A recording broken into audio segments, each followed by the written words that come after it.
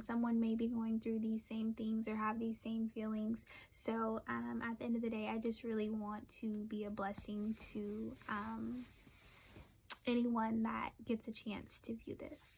So my topic I'm going to be talking about tonight is the waiting game. I think we've all been in a stage where we've been waiting, whether it's waiting on graduation, whether it's waiting on a job, whether it's waiting on a relationship. And I think a lot of times we get caught up in, I need it now. It's got to happen now. I want it to happen now. Like, if it's now or never. And that's not always true. Unfortunately, and I know, let me just be transparent, I hate waiting. As much as I'm saying right now, you need to wait, I hate waiting, and I will be honest and blunt. And that is something that, I've really had to work on over the years, and I'm still working on and still trying to figure it out because I'm terrible at it. I just want it to happen. Roses and butterflies and rainbows and unicorns, and I want the beautiful story in life with no hiccups or anything, and that's just not realistic. So I found the scripture, Ecclesiastes 7 and 8, and it says, "The end of the matter is better than its beginning, and patience is better than pride." So, that kind of hit home, like realizing that what I'm waiting for, what I desire in the end is always going to be better than the beginning. So right now it seems like, I'm never going to get married. I'm never going to find a relationship. I'm never going to find the best job. I'm never going to find the best situation. My life's not going to be the best right now. But in the end, I think God is always faithful. He does always grant us the desires of our hearts. And we just have to go through the process of waiting and being patient rather than letting our pride kick in and, force us to make bad decisions that may end up, making the end not be what we wanted it to be because we wanted to rush it, or we'll settle for something close enough to it to just have something. So during your waiting, one of the things that I wrote down is to have a good attitude.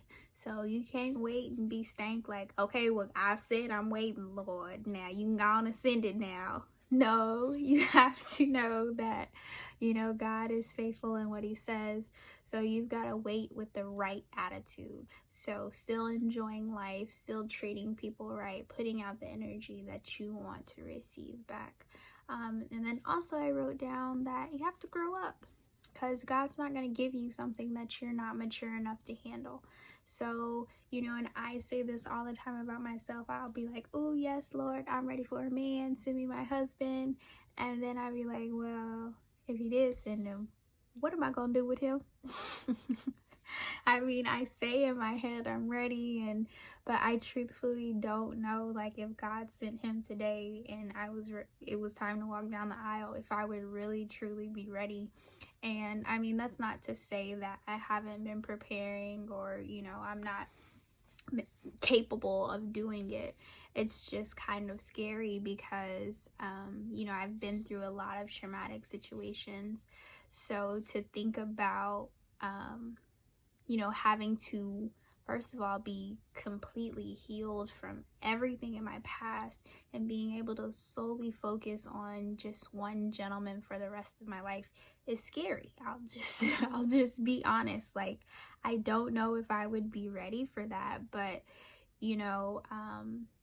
so a lot of my time that I'm spending waiting is really just being prepared for whenever it does come, because I don't want it to come and I'm not ready. I think that would be worse than having to actually wait, is if you waited and you weren't preparing and then it got here and you're still not ready for it and then you mistreat it.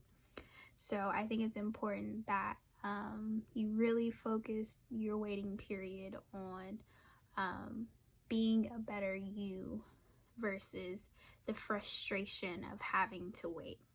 So I just wanted to kind of wrap things up by just saying, you know, when you have to wait for things, you appreciate them more.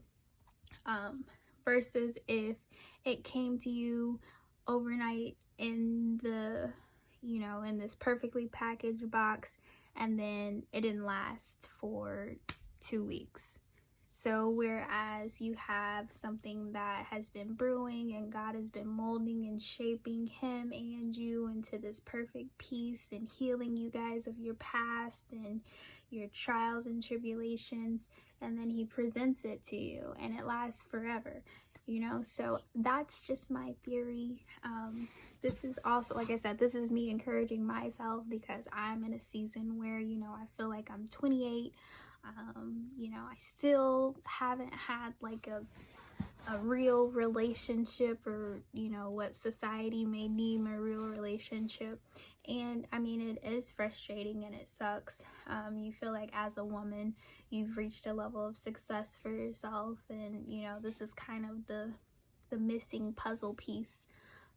So it would be nice for it to all come together, but that doesn't mean that it will always be that way.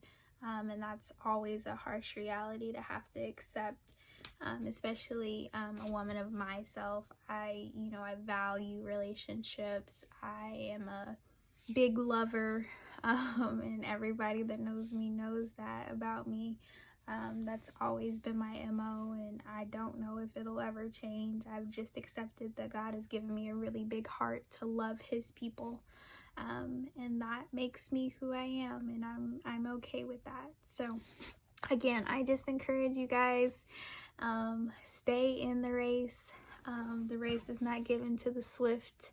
Okay, so you gonna have to muster through. It might be, you know, another 15 years. It might be 5 months. But either way, just make sure that you are prepared when the time does come. So this is my first segment of Karissa Explains It All.